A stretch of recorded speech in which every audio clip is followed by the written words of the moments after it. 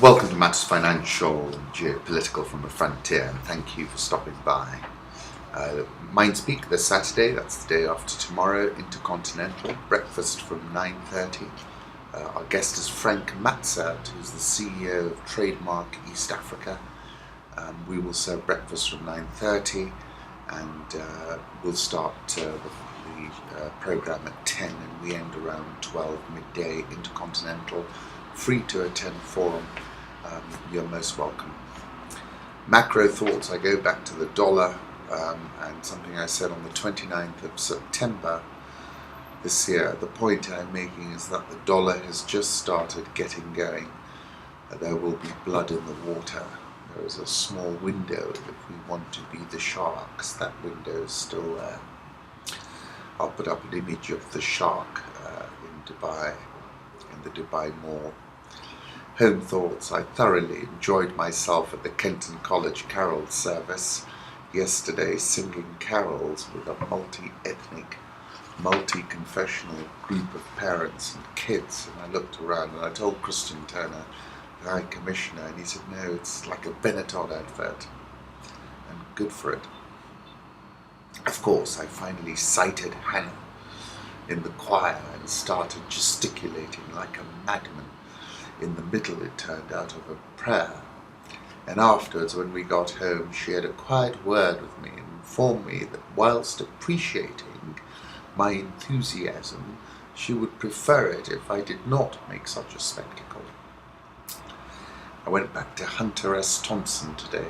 Life should not be a journey to the grave with the intention of arriving safely in a pretty and well-preserved body, but rather to skid in broadside in a cloud of smoke, thoroughly used up, totally worn out, and loudly proclaiming, wow, what a ride. And then he's also said something I like, the edge. There is no honest way to explain it, because the only people who really know where it is are the ones who have gone over. Put up a photograph of him, and then I came across a photograph of Sharon Tate from the old Pics archive. Of course, Sharon Tate was brutally murdered, and I think it was last week. Charles Manson, who was considered the eminence grise of the group who murdered Sharon Tate, is to get married himself. Sharon Tate also had an affair with Roman Polanski, a crime for which he is still at large, I think. And then I like this picture of Berlin, November the 9th, 1989. Political reflections. Putin out to soothe panic over economy as oil sinks the ruble. Bloomberg. He'll seek to soothe nerves in the face of some panic, said Alexei Panin, Deputy Director of the Center for Political Information. But he'll have to be realistic and present facts and figures that will convince people that all is well. Speech has been an annual tradition after then President Boris Yeltsin first delivered it in 1994. Putin may blame Russia's economic malaise on external conditions, according to Friedrich Eriksson, director of the European Centre of International Political Economy in Brussels. The drop in oil prices is going to be one of those points, and sanctions from the West would be the other. His message is going to be that the Russian economy is in good shape, but it could be coming along at fairly decent growth rates had it not been subject to those issues, sanctions on Russian economic interests and the drop in oil prices. As geopolitical tensions mount, an index compiled by the state-run All Russia Center for the Study of Public Opinion showed that the threat of a new Cold War is seen as the highest in 7 years. Putin said last month that at moments of crisis it starts to feel like it is politics that prevails in energy pricing. In his last public remarks on December the 1st, Putin said Russia is scrapping a $45 billion pipeline to Europe. As gloom spreads, Putin can also summon the memory of the decade that preceded the start of his first presidential term in 2000. That time was marked by political and economic upheaval that included the government's $40 billion default and inflation exceeding 200%. Putin may offer two choices: go back to the raucous 90s or face the new normal, concentrating on internal resources, internal demand, and partnership with Asia in economic ties, taking the best possible from what the West is offering. And I, for one, certainly did not expect this turn, this intensity of asymmetric friction post-Ukraine and post-Crimea. And it's still difficult to read. It certainly feels as if both sides are prepared to stand their ground. M.K. Bhadrakumar always has a different perspective. He's an Indian diplomat who writes a blog, Putin pulls when Obama pushes. Assuming your opponent has a strength of 6 and you have a strength of 4, if both exert in pushing against each other, your 4 is sure to lose his 6. One of the basics of applying force in judo is that if you do not push, but pull as he pushes, you add your 4 to his 6, so that with a strength of 10, you can easily pull him down. Russian President Vladimir Putin, who's also a judo knight, would know that only too well, and he applied force on his US adversary, President Obama, by his surprise decision to scrap the South Stream gas pipeline project. The $40 billion Gazprom-funded South Stream would have brought gas from Russia under the Black Sea to Bulgaria and on to southeastern Europe, Putin announced while on a visit to Ankara, Turkey. On the face of it, Bhadrakumar says, Moscow retreated given the European Commission's lukewarm attitude under American pressure. But Bhadrakumar is saying, in reality, Putin outmaneuvered the West. And he quotes, "We will redirect the flow of our energy resources to other regions of the world, including by advanced and fast realization of liquefied natural gas projects.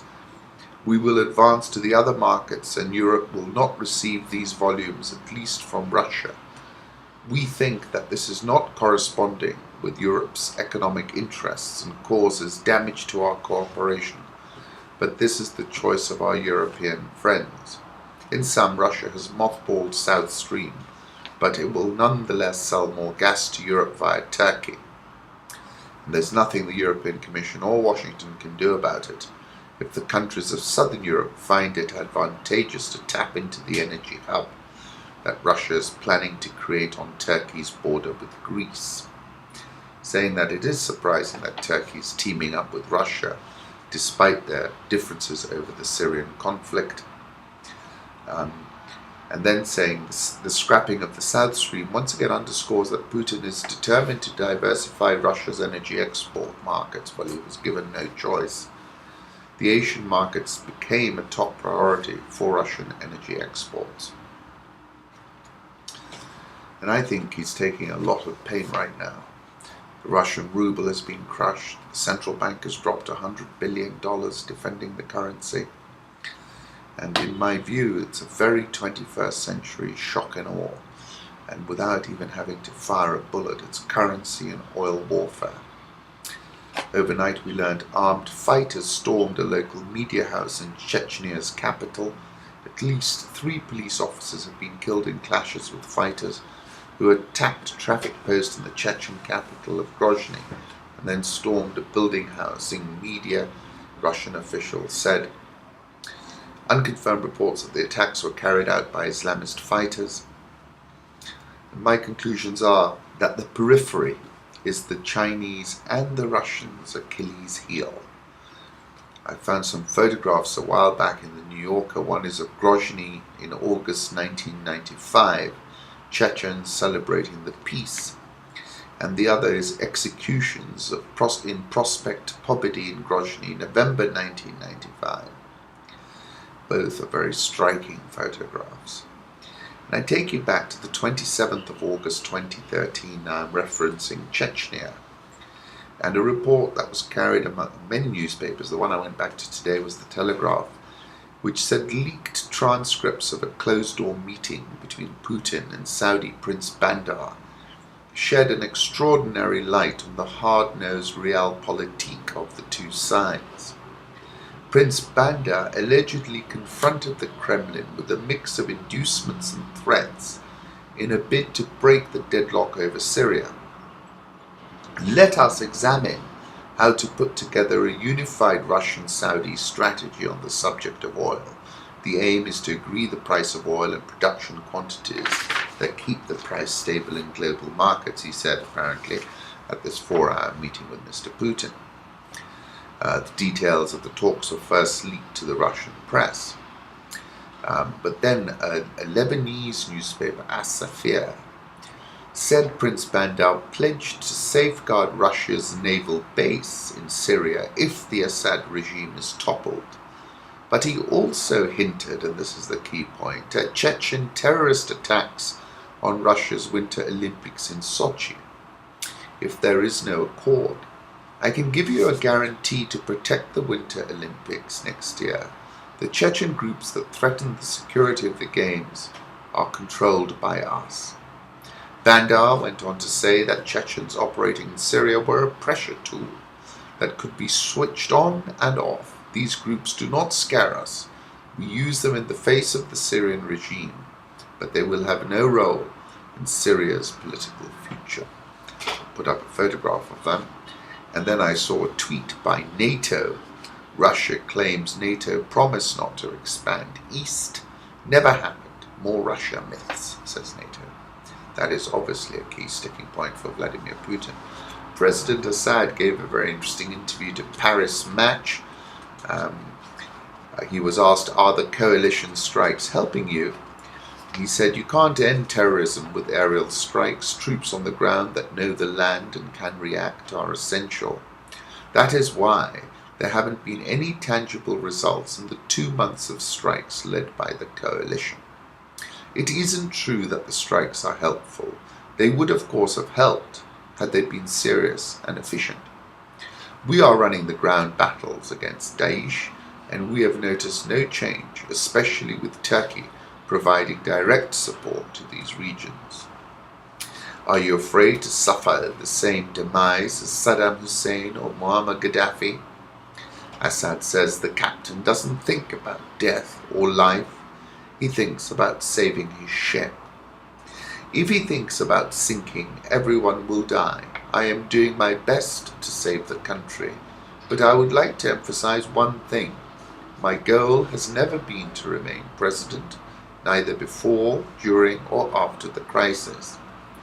Regardless what happens, we as Syrians will never allow our country to become a toy in Western hands. It is a fundamental principle for us. And he becomes a toy the day a no-fly zone is declared up there in the north. Paris Match asks, Francois Hollande continues to refer to you as an adversary. Do you think contact can ever be re-established? It is not a question of personal relations. As a matter of fact, I don't even know him. It is about relations between states and institutions and the interests of the two nations. We will work with any French dignitary or government in our common interests, but the current administration is working against the interest of our people and that of the French people. I am neither a personal enemy or rival of Hollande. But listen to this, I think that Daesh is his rival. Their popularity is very much the same. I'll put up a photograph that Paris Match took on November the 28th, which was when this interview was done. Occupy Central founder Benny Tai, law professor at the University of Hong Kong, along with co-founders Chan Kin Man and Reverend Chu Yu Ming, have voluntarily surrendered to the police in Hong Kong. The word is surrender. Interesting article in The Guardian about, does the stuff you post on the internet make you look like a terrorist? Is the rhythm of your typing sending the wrong signals? This is talking about algorithms and the the war against terror.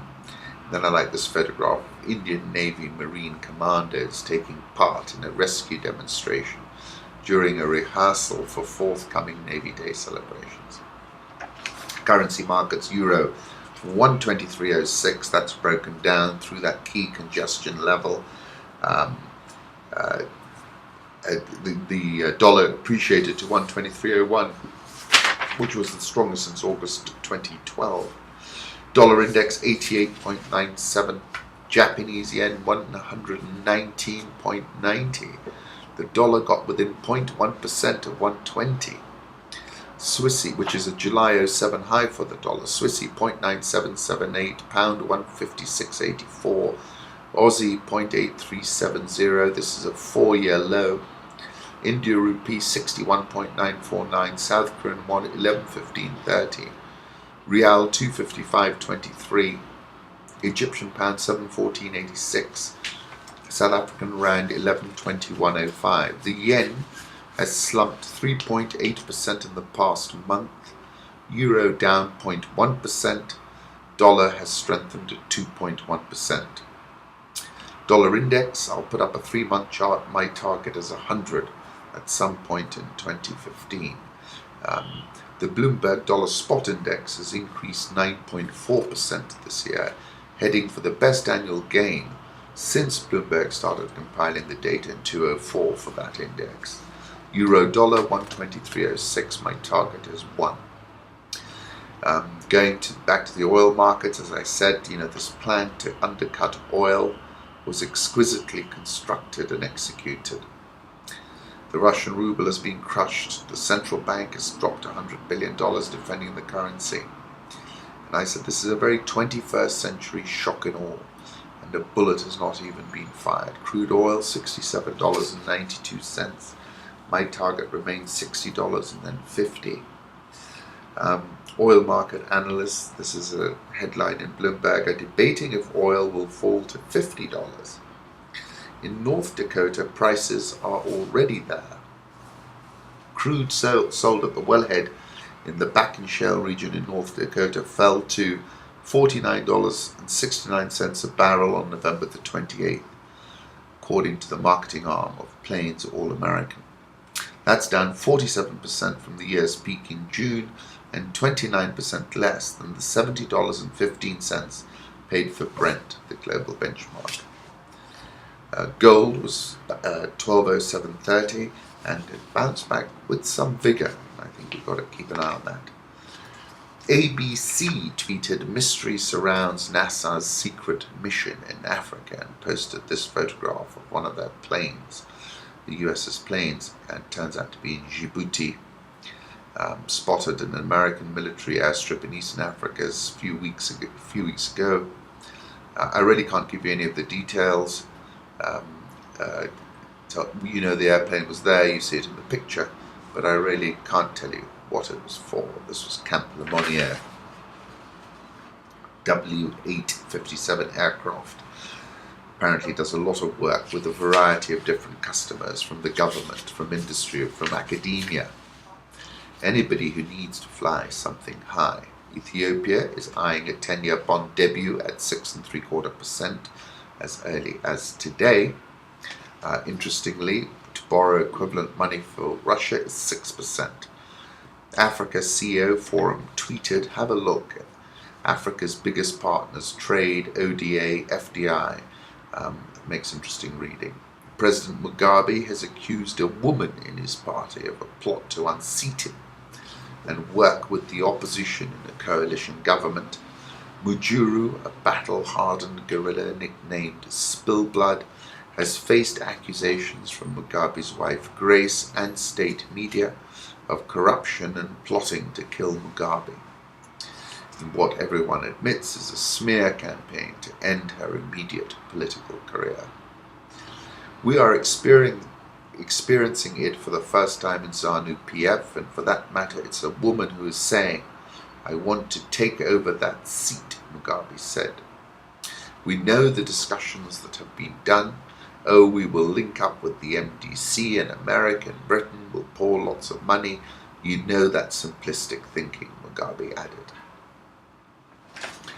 My view remains that President Grace Mugabe gets Ouagadougou'd the day after President Robert Mugabe. So I don't think it's a sensible strategy. And I go back to the point I made about Ouagadougou's signal to sub-Saharan Africa.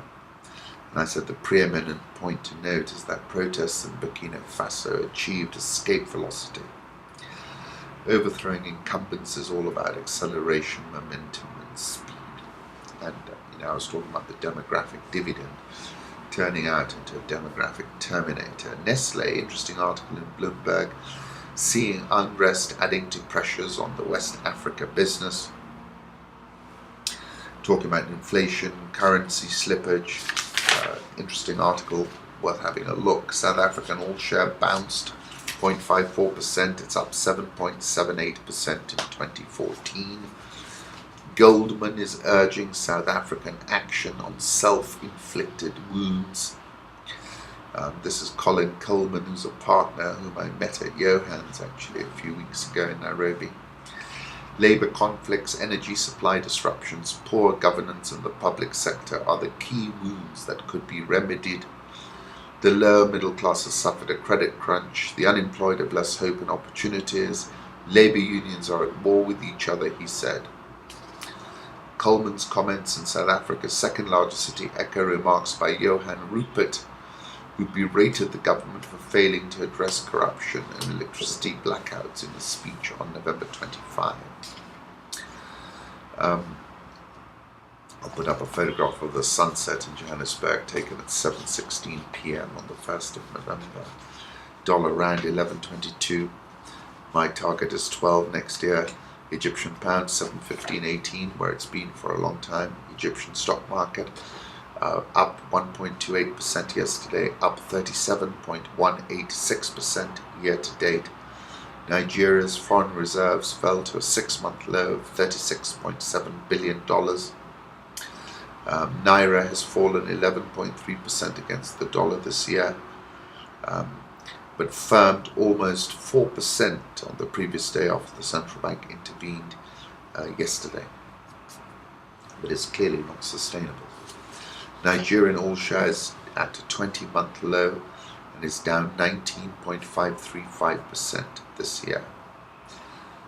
And these markets have been, as I said, on the 10th of November, Ouagadougou. I think the currency is headed to 200, which was what I said on the 19th of November. Ghana Stock Exchange is up 6.57% and at a 3.5-month high. Interesting science work. The African Genome Variation Project shapes medical genetics in Africa. Very interesting study that they've done. It's in the website is Nature. Well worth having a look at. The US has warned South Sudan's information minister about sanctions. The US on Wednesday warned South Sudan's foreign minister that United Nations sanctions could be the punishment for people who stand in the way of that country achieving peace after a year of conflict. At a meeting between Barnabas Benjamin and UN Ambassador Samantha Power, the Deputy Ambassador David Pressman emphasized that the US is working on a Security Council draft resolution that would authorize sanctions against individuals who threaten South Sudan's peace and security, a US official said. The resolution is meant to pressure President Salva Kiir and former Vice President Riek Machar to reach a peace agreement after multiple ceasefires have failed.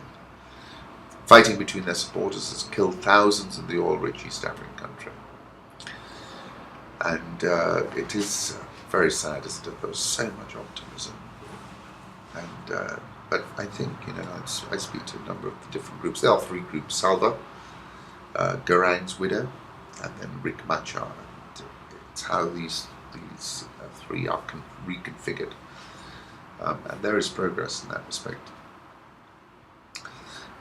International Criminal Court regarding the President's case rejected an adjournment, directed the OTP, Office of the Prosecutor, to indicate withdrawal of charges or readiness for trial, and gave them a 1-week limit. On the 19th of July, I said that the case against the President is crumbling like a stale biscuit, essentially a witness-based case where you didn't have any witnesses. I did an interview last Friday with Raman Yang about the East African oil and gas sector. That link is on Rich Wrap-Ups.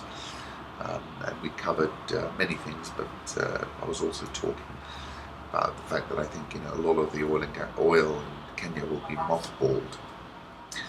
New York Times and Jeffrey's been writing about Kenya a lot lately, and with good insight. From a propaganda standpoint, I suspect that Shabab is trying to play the role of a Robin Hood, swooping in at random to avenge the wrongs done to the Muslim communities. Bronwyn Bruton, Deputy Director of the Africa Center of the Atlantic Council in Washington. The goal of the Shabab, she said, is to draw down indiscriminate fire on the Muslim population and to goad the Kenyan security forces into counterproductive dragnets and purges. In Kenya, the Shabab have now become the enemy everyone fears.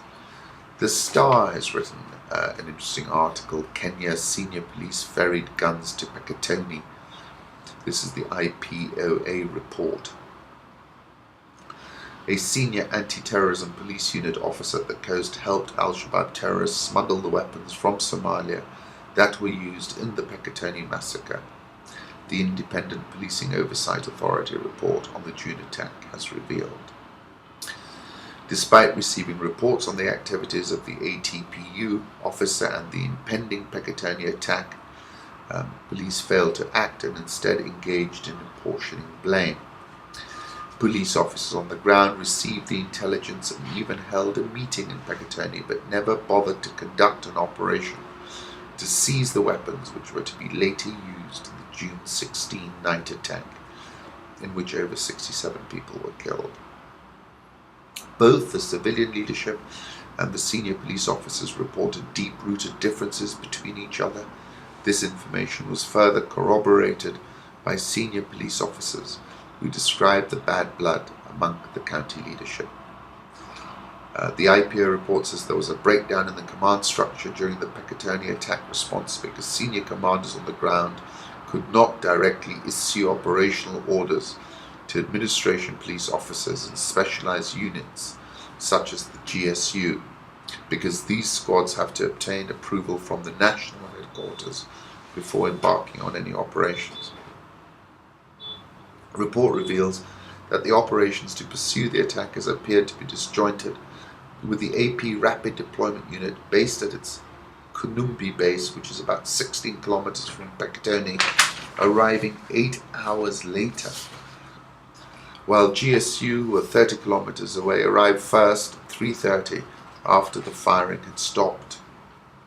The report says whilst the operation to pursue the attackers was going on, most officers who came in as reinforcements were more interested in allowances than pursuing the attackers.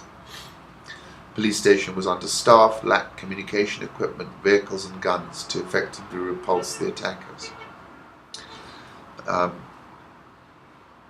It is the arrival after the attacks of many senior police officers from the national headquarters and senior government officials, despite being commendable and a morale booster, distracted the effective and efficient planning of follow-up operations. Said they didn't have fuel, relied on people on the ground to give them fuel, which is an experience many of us have had, and I think it's an accurate report. It speaks to a level of lack of communication and dysfunction, which is worrying. If you haven't seen that interview I did with Bob Collymore after his first half results, please have a look at it, because there's been a fantastic response in the share price since then. The share price is now at a fresh record of 14.20, all-time high. It was trading at 14.65 yesterday, and I think will trade significantly higher today. It's up 35.207% year-to-date. EABL has been very strong, rallied 13.768% over the last 4 weeks. Kenya shilling at 90.25. Nairobi all share down marginally yesterday. Lots of big trades going through off market, in part I think to duck under the capital gains tax rule that will be introduced in January. But frankly, it's not operationalizable in its current form. NSE 20 fell quite sharply, 1.14%. Yesterday it's up 3.755% year to date. Any share, please have a look at Rich Live. Hope to see you at MindSpeak on Saturday, 9:30 breakfast. It will be a pleasure to have you there. And we've got Frank in the house. Once again, thank you for stopping by.